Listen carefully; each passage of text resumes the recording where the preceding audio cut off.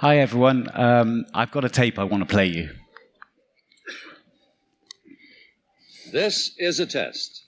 This station is conducting a test of the emergency broadcasting system. Right about now, you're about to be possessed by the sounds of Matthew Caplan. Yeah, boy! Yo. Hello. Yo. Hello. Hello. Hello. Yo. Hello.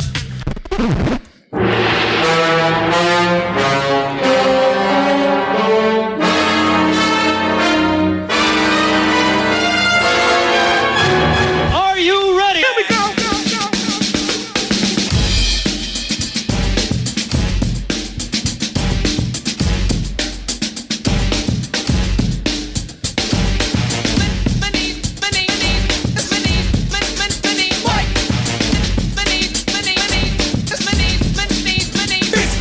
Matthew Caplan.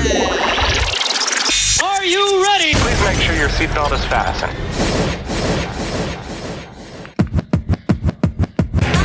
My name is. Matthew Caplan. So thank you for joining me today, and as you may have guessed, my name is Matthew Caplan. I'm from London, England, and I'm a managing consultant with Orange Cyber Defence. I love cats, music and films, and that will become very apparent as this briefing progresses. I'm very honoured to have been selected by Insomniac today to speak to you. This briefing is called You've Got to Fight for Your Right to Third Party, and it's about how to cope with third-party risk management and supply chain security. It's intended to be both entertaining and thought-provoking, so it includes more than a sprinkling of popular culture. Third-party risk management has become a hot topic for businesses, and it's only going to get hotter. The following movie will illustrate this.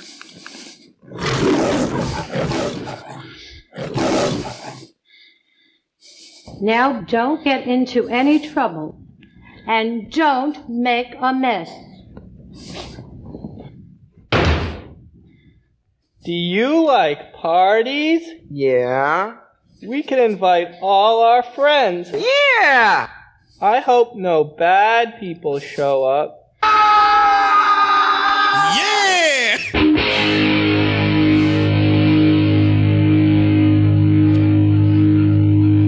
Kick it!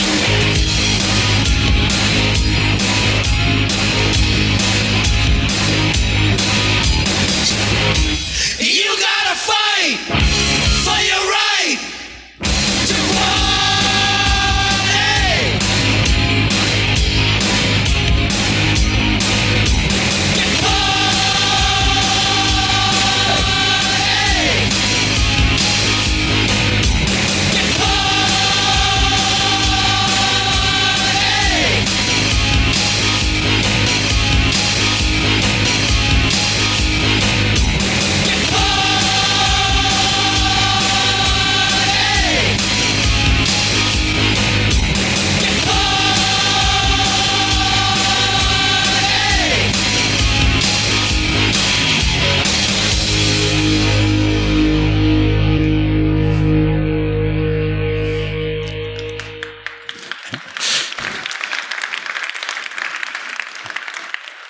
Maybe I should just go home now then.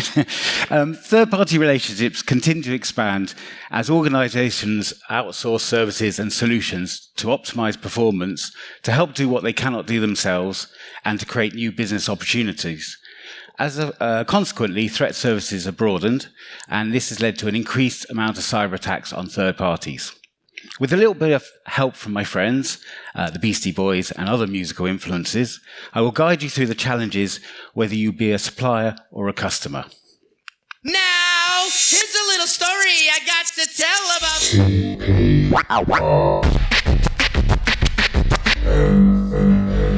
So here is the order of service and the delights you have for the next 45 minutes. I'll talk about what is third-party risk management, why third-party risk management is important, and what are the main drivers for it. I'll then discuss some typical challenges around TPRM from a customer perspective, from a supplier perspective, and from my own perspective. And I will also discuss some of the consequences of bad third-party risk management. But it's not all about challenges and problems. I will provide solutions and ways to deal with this complex topic, wrapping up with key takeaways. Also, there will be an opportunity at the end for some questions. So what does this all mean?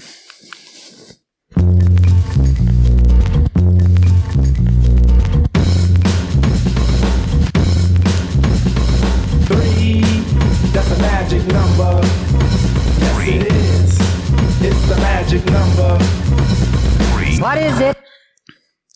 Third-party risk management is a process of managing risks associated with external suppliers, contractors, or partners who have access to your information and assets. This can range from software components on a website to fully managed services, and means that some of the unlikeliest people will hold your data. The objective of third-party risk management is to minimize risks that compromise confidentiality, integrity, and availability of your data and systems. It's about ensuring due diligence, which is the ongoing process where third parties are reviewed for suitability, and it includes monitoring and communications over the entire vendor lifecycle. In order to achieve this, an organization needs a comprehensive risk management program. And it's worth noting at this point that third-party risk management is not a standalone process. It is actually part of the overall risk management of your organization. Now, I'm now joined by some of my German friends who will provide some numbers around this.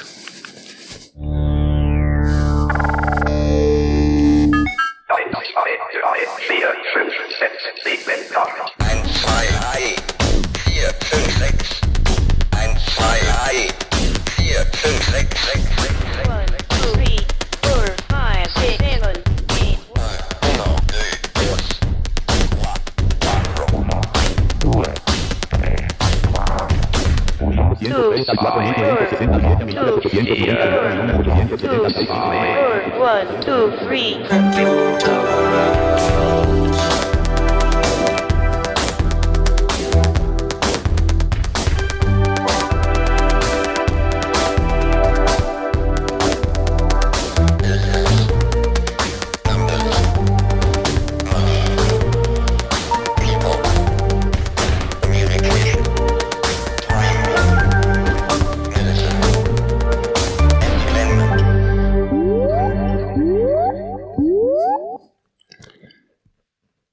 So there's some pretty scary numbers in there.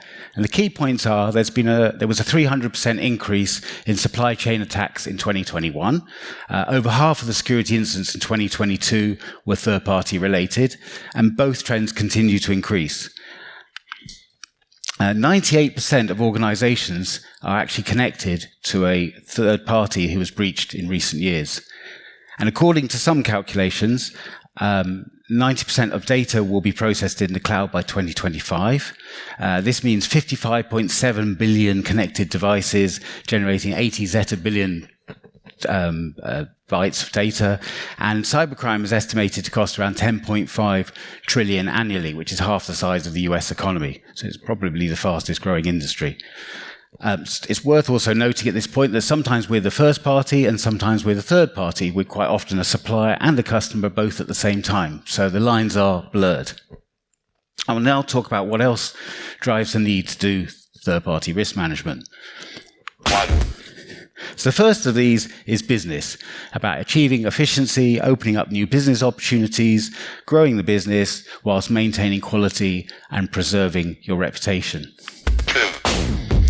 People are a factor, so increasingly ESG, environmental, social and governance, has become an area of focus for organizations, and this includes corporate social responsibility. You want to know who you're doing business with, you want to know that they are an ethical company. It also includes employee branding, which is where you want to know who to work for and who to work with. People are at the heart of organizations, and as a result, they're also the heart of all their security and their risks. Then there's money. It costs organizations in penalties and sanctions if they do not comply with regulations. And there are many regulations out there to choose from these days, including HIPAA for healthcare, NIS2, DORA, GDPR, and other privacy regulations. And then there's time, and in terms of availability and efficiency, it's about reducing the cost of costly operational failures, allowing organizations to meet demand whilst continuing to provide service. The need for resilient supply chains was highlighted by the pandemic, which showed us the speed at which risk materializes, causing supply chain disruptions, workforce shortages, and actually increased the reliance upon third parties. So that concludes the introductions. As you can see, I've opened up a real can of worms. So let's start to unpack this topic further. The next section explores the challenges around third-party risk management. The greatest trick the devil ever pulled was convincing the world he didn't exist.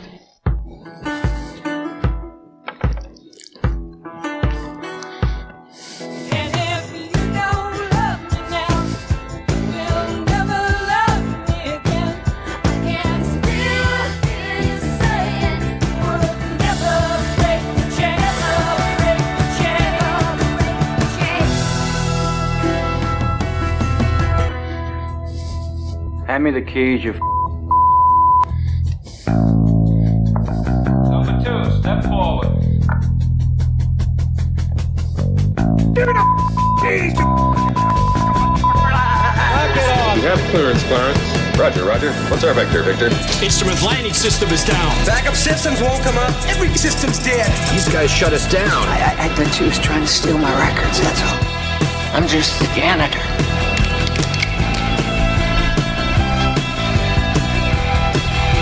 Before we get started, does anyone want to get out?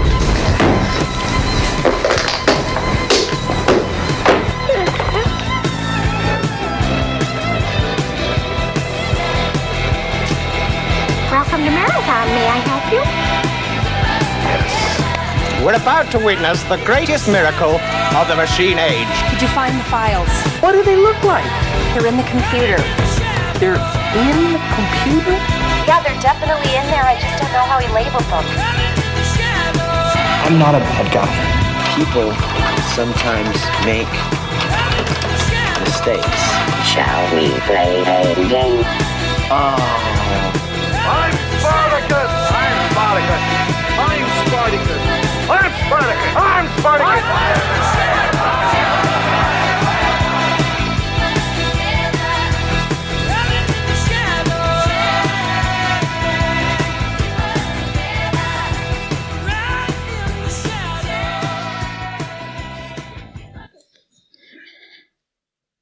And like that, he's gone.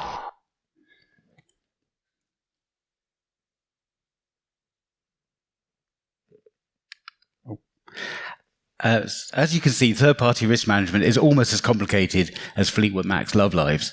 There's lots of concepts and topics to cover, which I haven't got the time today, but I'll focus on some key challenges for both customer and supplier. So the first challenge for a customer is, where is my data? How is it protected? Who has access to it? You can't protect data if you don't know where it is. Technology presents opportunities for business growth, but also for attackers to exploit the ever-increasing attack surface. So therefore, technology is a double-edged sword. Having outsourced, you potentially have less control over and less visibility over your data. The next challenge is regulations and compliance and audit. To operate in certain sectors, you must comply to certain standards, so PCI for the card payments. Every business is affected by privacy regulations these days, and also they're affected by multiple regulations. So regulations such as NIS2 and DORA focus greatly on your supply chain, and breach organizations are deemed complacent in protecting customers' data, and with regulators imposing more and more stringent fines, and in fact, from multiple regulators could impose fines on you. You cannot outsource liability. You might have someone else to blame, but it still comes back and affects you and it still impacts you. Then there's everyone's favorite topic of audit, which is time-consuming and has consequences you cannot demonstrate compliance. prevalent. The third-party risk management experts estimate a third of organizations take over a month to produce audit and reporting for a single audit. And most organizations have multiple audits every year. And the quality of evidence also drives outcomes and success. So a lack of clear evidence leads to more audit findings leads to more effort and more follow-up.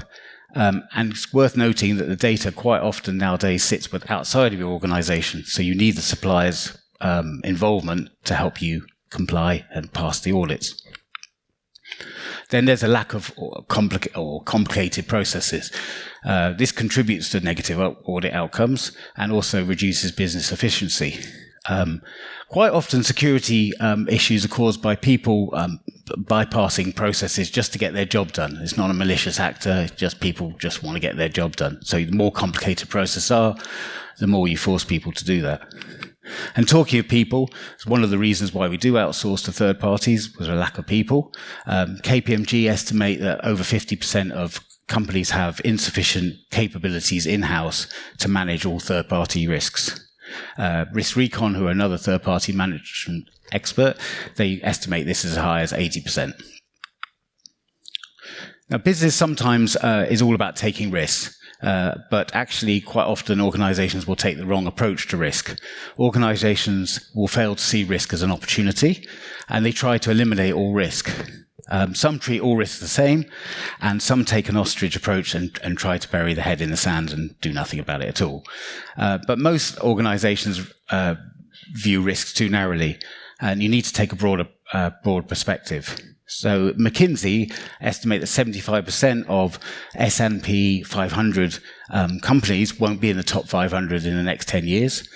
Many of your suppliers didn't exist 10 years ago, and many won't exist in 10 years' time. So this reinforces the need for good continuity planning.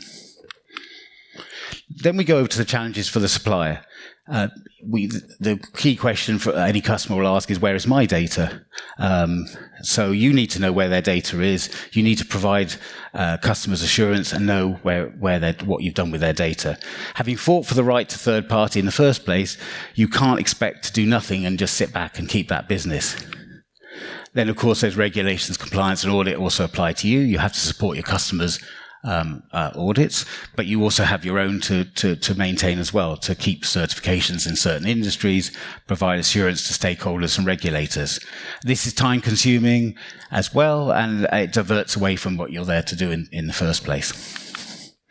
Then, of course, there's the multiple approaches of customers. So you've gone to all this trouble to obtain certification and independent audit reports to convince your customer you're doing all the right things, then they don't read them. Or they ask you questions that you've already answered and sending out you lots of questionnaires. This in turn can be an issue because those questionnaires could lack context and depth. They're just a file that you just fill in the answer. It doesn't necessarily give any flavor to what you actually do. Many companies rely on security ratings organizations, which are great because they're easy to understand by management, but they can produce a significant amount of false positives because they take an inside and outside in approach that doesn't always assess internal controls. But this quick impression by senior management is very hard to change. And suppliers then don't get a chance to put this into context, which highlights the need really to just spend as much time with your customer to avoid the wrong perception being formed. So the challenges are many, but what happens when things go wrong? I guess this means more money, more problems for you. Yeah, I guess so. More money, more problems. Regulators! Who do you trust? That's the sound of the police! That's the sound of the beast! That's the sound of the police! That's the sound of the beast! That's the sound of the police! Consequences. So there are many consequences to when third-party risk management goes wrong. This can be services not being available, a loss of valuable data, whether that be what gives you your competitive advantage, stuff you don't want your competitors to know about, or even sensitive data that could get you in trouble with a regulator. This can have financial costs because the cost of dealing with security breaches, the fines, 40% of companies say that cyber insurance doesn't cover those costs. There's a reputational damage, loss of customers. PwC say that 80% will go to a competitor if they don't trust a company to handle their data responsibly. And worst case scenario probably is that business could fail completely. 30% of US companies actually close after being a victim of ransomware attack.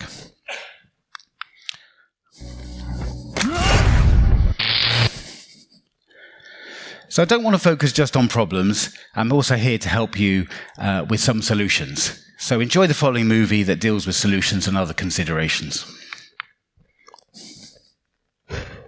Shall be satisfied with the progress so far? Good.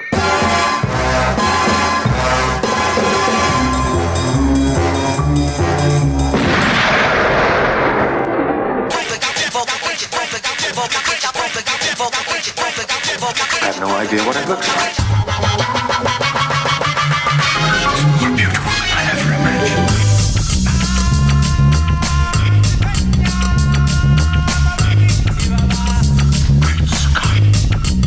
I want to know what's on that computer. Security for obscurity. All the moments will be lost in time. Don't be shocked by the tone of my voice. Check out my new weapon of choice. Yeah, you can blow with this, you can blow with that. You can blow with this, or you can blow with that. Or you can blow with this, or you can blow with that. Or you can blow with. You can't walk like regular humans. If we do, we're dead. Walk without rhythm, it won't attract the worm. Walk without rhythm, and it won't attract the worm. If you walk without rhythm, you never learn.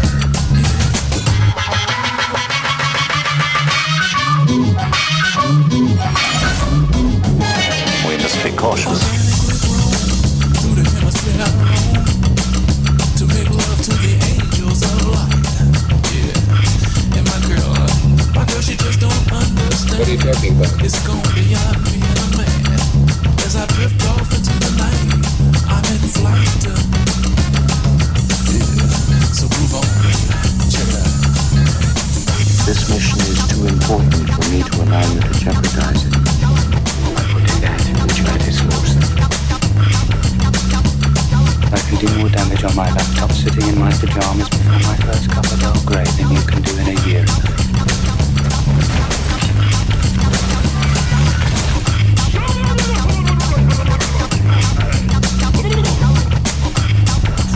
I must predict.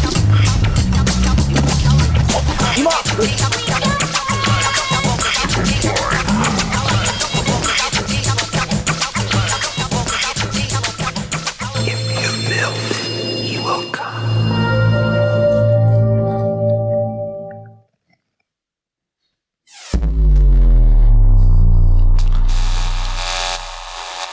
So right here, right now, are 5 key areas where you can tackle these problems and bring benefit to your organization and solve the challenges of third-party risk management.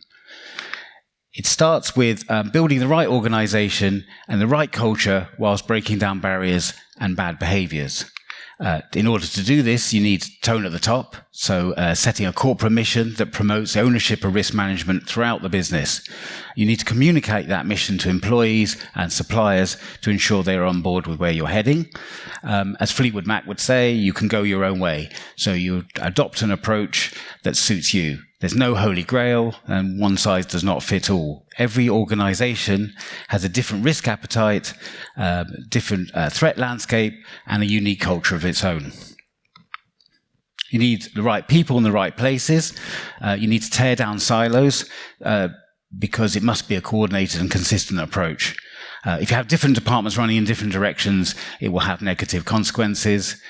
Quite often in organizations, information security department own the third-party risk management process, but the procurement actually own the relationship with the supplier. So you need to coordinate between these departments, including also service owners, legal, and suppliers as well. People don't always know that they're doing anything wrong. Human human error, accounts for the majority of data breaches. And training helps employees stay aware of cyber threats, and you need to educate and empower staff to understand these threats. The goal is to enhance knowledge and awareness to improve the attitude, behavior, and performance of your organization. Seeking certification is great, especially for a supplier, but different organizations will seek certifications for different reasons. It's a good way to demonstrate conformance to standards, and for a supplier to show a customer that they can deliver a service securely according to industry benchmarks. And it's a great mark of quality, and you should use it as a differentiator between when choosing your suppliers. One supplier has certifications, maybe tells you a little bit more about them than one that hasn't tried to get them. But it's all about collaboration and partnership. The best business relationships are when you work together to achieve common goals. So it's good, though, as a customer, to learn from your suppliers, because sometimes they're actually more evolved in terms of security and compliance than you are. You need to work with your auditors, because audit is a healthy benchmark and a comparison to industry standards. And it's a good opportunity to show what a good job you do to your management, customers, and regulators. And remember that auditors are only as good as the responsiveness of those being audited and the quality and the timeliness of the evidence and the simplicity of the processes that you operate. Organizations often fail to see risk as an opportunity. It's worth considering that risk is not the chance or probability of a loss, but it's actually the effect of uncertainty on objectives. So actually, you should consider the possibility that uncertainty is actually a good thing. As Cypress Hill almost said, when the ship goes down, you better be ready. You cannot prevent bad things from happening, but you can be prepared. Instead of trying to predict specific or unlikely events, accept that something will happen and implement effective incident response and crisis management processes to manage through the disruptions. Testing plans is key to success as well, and update those based on lessons learned. And most importantly, involve your suppliers in those tests.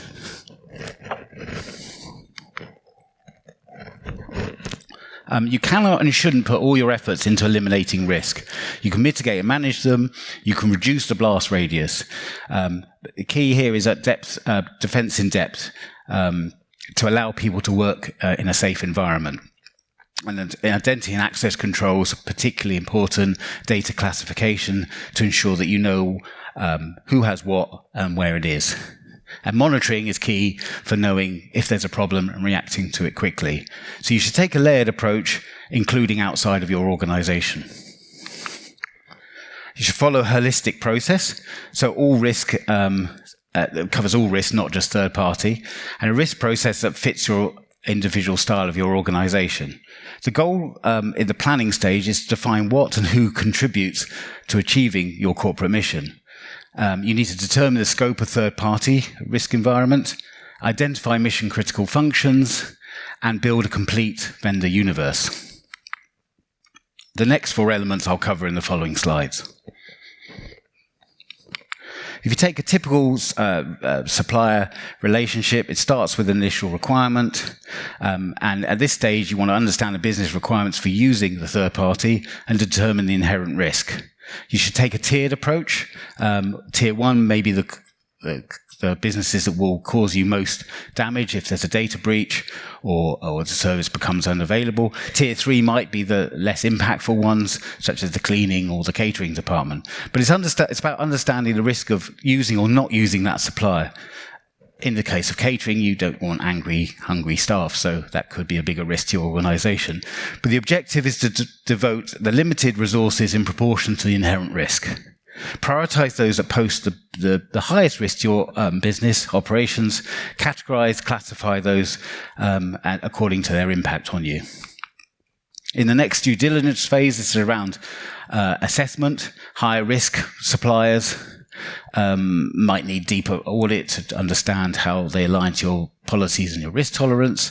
Low risk suppliers may only need a light review. This could just be looking at some documents, some compliance reports, or maybe you don't even need to review them at all. But don't treat them all the same in terms of the depth of assessment and the frequency you do that assessment. How responsive a supplier is as well to all of this is actually a good assessment criteria too. But at this stage, you should assess the quality and compliance in relation to the threats. In the contracting phase, try to use standard contract clauses. You can specify things like the certifications you want a supplier to provide, have the right to audit in there, minimum security requirements. If a supplier doesn't do something today, you could still embed that in a commitment into their contracts. Ensure measurable controls are in place and identify improvements at this stage. Again, defense in depth, blend of preventative, detective, and corrective controls. And this is the stage where you would onboard a supplier, coordinating activities with them. And it could be simple things like just having an onboarding guide where you just set out the rules and guidelines for working together. And in the final piece of the jigsaw, this is the ongoing monitoring and management. So you follow up on any required remediation. You maybe in the previous stage saw that a supplier didn't have ISO certification, but you specified that they should get it within 2 years of their contract. You should be following up on these things. You review and update your process and documentation based on lessons learned and industry development. Communicate changes to your policies and posture to your suppliers, and suppliers should do the same in return. It's important to have a review suppliers periodically based on their risk. That could change over time as services evolve. But also in your service reviews with your suppliers, don't just focus on financials and availability SLAs. Look at the security and compliance as well as part of that. So in summary, you need to take an integrated approach, treat it as a life cycle, protect what matters most, continually reassess, and most of all, trust the process. In the next section, we'll talk about the use of frameworks, what they are and why they're important. I won't go into detail because there's a lot of them, but essentially a framework is a system of standards and guidelines and best practices to manage risks. It's a flexible, repeatable approach to align controls for protection and resilience. There can be specific frameworks for certain industries, for example, in the SWIFT CSP for banking payments, or more general ones as well. So I'll now focus on the new version of the NIST cybersecurity framework, which was updated this year, released earlier this year. This actually a good example of where regulations might say what you have to do, but a framework will actually help you to do the how to achieve it. In the new updated version of NIST, there's a greater prominence to governance and supply chain risk, and it can be used to indicate security requirements to suppliers, report the status to regulator, understand an organization's cybersecurity posture, share cybersecurity practices with partners or customers, and establish roles and responsibilities. And in the final part of this solutions, this section is called Deus Ex Machina. Now, in movies, this literally means God from the machine. And it's a plot device whereby you can solve a seemingly unsolvable situation. So, for example, in War of the Worlds, where the Martians have taken over and all is lost, then they get taken down by the common cold virus. So, in a similar way, technology is seen by many as a miracle cure. However, it's not a silver bullet, but it definitely has its uses here. This section is about adapting and rationalizing technology. There are many technologies available. All of them have their merits. You may need new technologies. You may already have technologies in your organization that you haven't deployed fully or have fallen by the wayside. So far, I've managed to get over 30 minutes into a presentation and not mention AI, which I think is quite an achievement these days. AI, machine learning, and data analytics do have their benefits here. They help you automate processes. They're great for data classification and ensuring consistent and accurate categorization. ChatGPT, for example, though creates third-party risks in itself because it often means you're transferring your data outside of an organization. But in short, AI, like every technology, must be introduced with suitable controls and guardrails. Spreadsheets are okay. Nothing wrong with a spreadsheet. I love a spreadsheet. The advantage is you don't need to invest in any additional third-party software. The disadvantage is they're very manual, a bit time-consuming to maintain. They scale poorly, and often they rely on an individual who created them.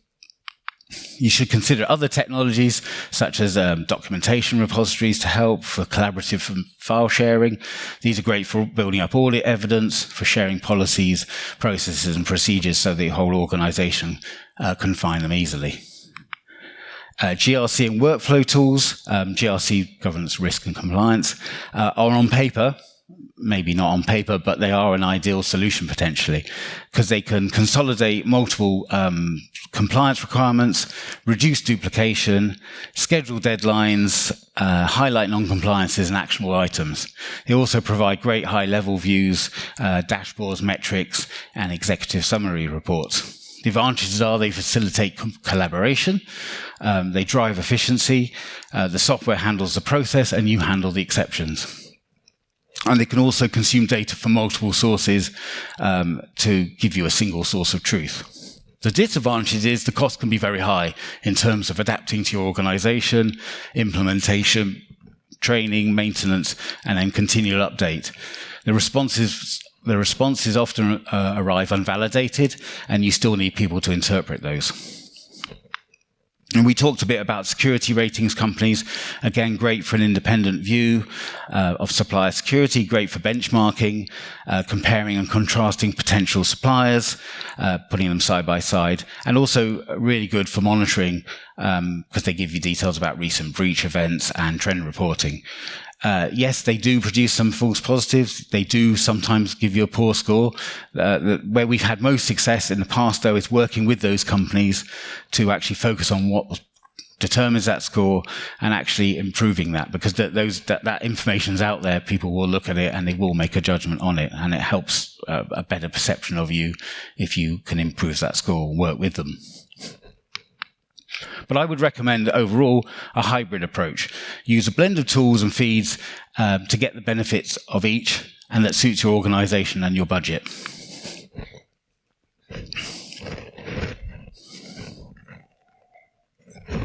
So I'm almost reaching the end, and to help me out with this, bring this briefing to a close, I would like to introduce a band who are very close to me both musically, and actually they live quite near to me in England. They're none other than Depeche Mode.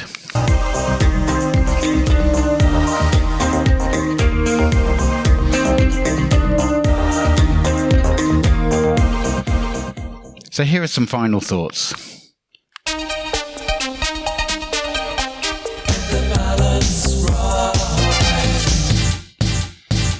Get the balance right. Put processes in place that fit the unique style of your business. Remember that the goal of cyber risk management is not to achieve perfection, but is to be aware of your weaknesses and to work to strengthen them. So again, defense in depth and a layered approach will make you more resilient. Determine which suppliers are essential to your company's operations and evaluate the dangers involved in relying on them too heavily. Don't treat all suppliers the same. Everything counts in large amounts.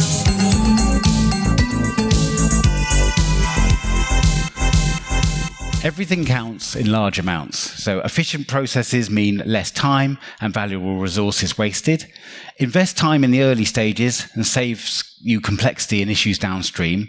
Ensure a policy of truth by getting your contracts aligned and your policies and processes are in place and communicated. And cut out the jargon. Talk in the language the business understands.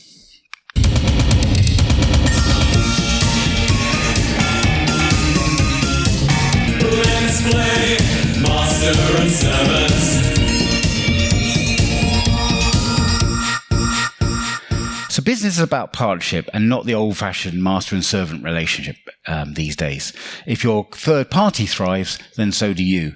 Engage with suppliers, discuss your requirements, develop an understanding about what you need and what they can deliver. But also, don't be a slave to them and consider that there are substitute suppliers out there. Remember, it's a supply chain, and third parties have their own suppliers as well. And with any chain, you're only as strong as your weakest link.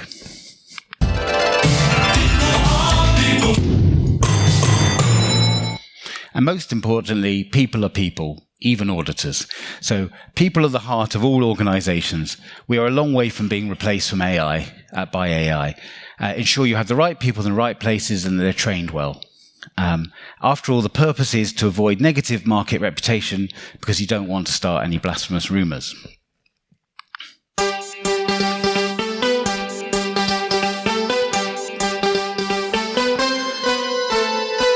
So a big thank you for attending and for Somniac for giving me this great honor to speak to you today. I hope you found it useful, thought-provoking, as well as entertaining. And since you can't get enough of third-party risk management, it's over to you for some questions. Anyone? Anyone?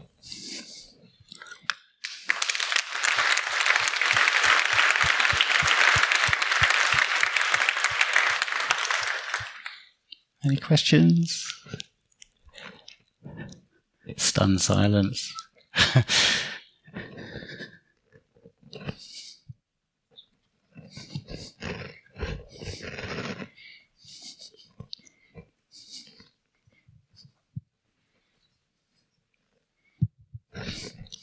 Thank you for presentation. And on the takeaways at the end, you talk about master and slave. Huh? But for example, if you're a small company like us, we are 80 people company, our clients are banks, our suppliers may be Google or Microsoft.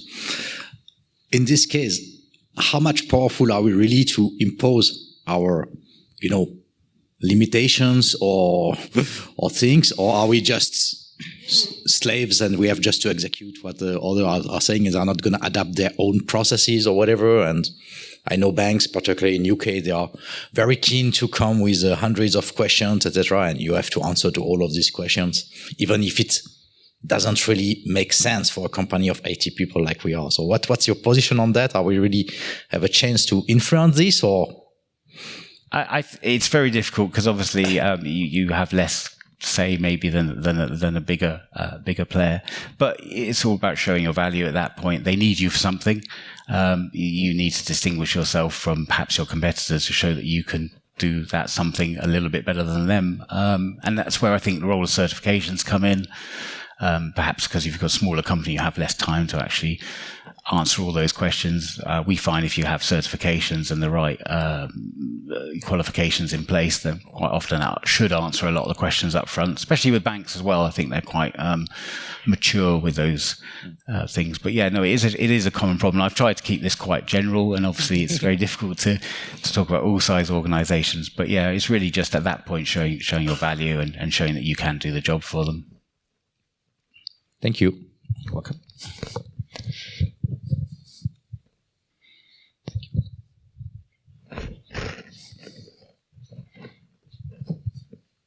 Any more questions? Okay, all good. Thank you for attending.